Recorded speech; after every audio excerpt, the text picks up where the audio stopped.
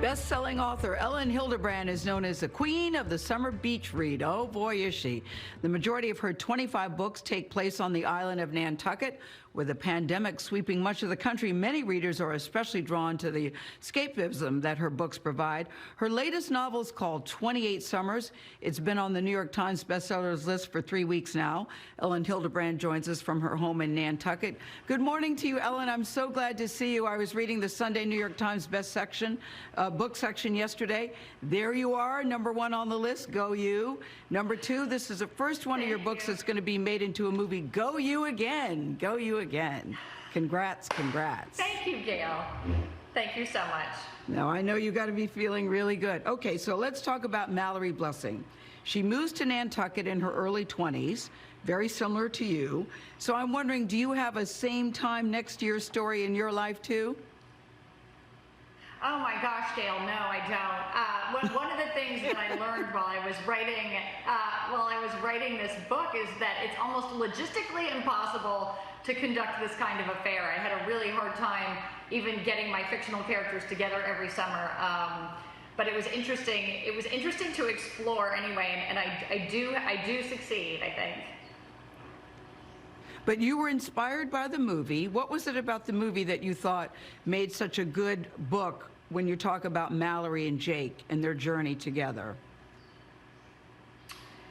Well, the movie is very simple in that it was written as a play, so it's only 1.5 sets. It's basically all takes place in the hotel room where the couple in the movie, George and Doris, meet, and then there are a few scenes at the restaurant.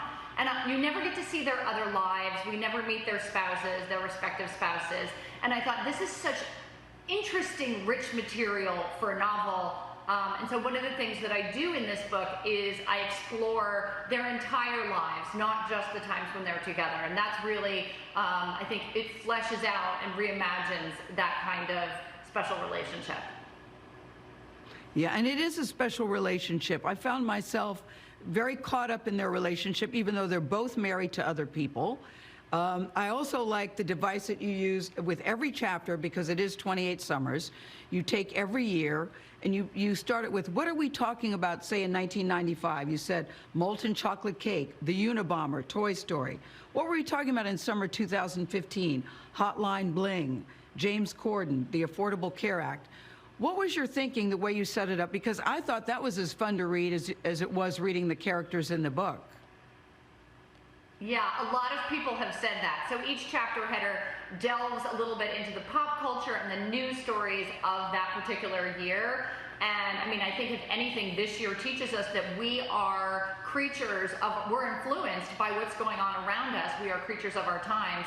And so I was very particular about the things that I included. You know, I did exercise fads, I did food fads, I did the TV shows and the movies and the music that defined the year, and it was so much fun. I kept going back and adding and replacing and taking things out and putting things in, and I think that is one of the really fun sort of film montage things in the book that makes you really visualize the year.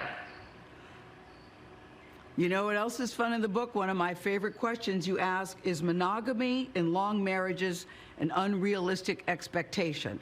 Now, I have to say, I think it is not an unrealistic expectation, but I sit here before you, a divorced person, so note to self, make sure your partner feels the same. That's one thing I have to say. So what is your answer to that question, and what are you raising, Elin? Obviously, everybody goes into a marriage with the hope and expectation that it is monogamous and faithful. The characters that I write about are all too human, so some of them succeed, some of them fail. The people who fail create drama, and drama is a novelist's best friend, of course. But I always put in 1 or 2 marriages as like the paragon. So like Mallory's parents have been married and very happy for a long time, and her best friend on Nantucket is getting married, and you can tell they're going to be together forever. So I always put in the beacon of hope. Yeah, and I heard, Elin, that you picked up a new reader in your books for the first time. I thought this was very exciting. Might be the most important reader of all you've ever had. Absolutely. So this past week, the most exciting thing, one of the most exciting things in my life has happened, and that is that, I'm gonna cry, oh my goodness, my daughter Shelby has started reading my books, and it is a culmination of my two life work, right? It's like my life work, which is my children, and my life work, which is my writing, and she's on page 200, and she says, "You're doing a really good job, Mom, nice plot twist." So I'm feeling, a real profound sense of synergy. I love it. Yes. Nothing is more important, I think, as a parent when your kids think you're doing something great or that you're cool, which is another reason why, Ellen, you cannot retire next summer. I heard you're thinking about it. You're thinking about giving up writing. You cannot do that now. Shelby wouldn't want that for you. Gail. I got to keep going for her, for sure. There you go. Ellen, you look great. And again, congratulations. Thank you. Thank you. 28 Summers is on sale. Thank you so much, Gail. Bye. Wherever you like to buy your books. We'll be right back.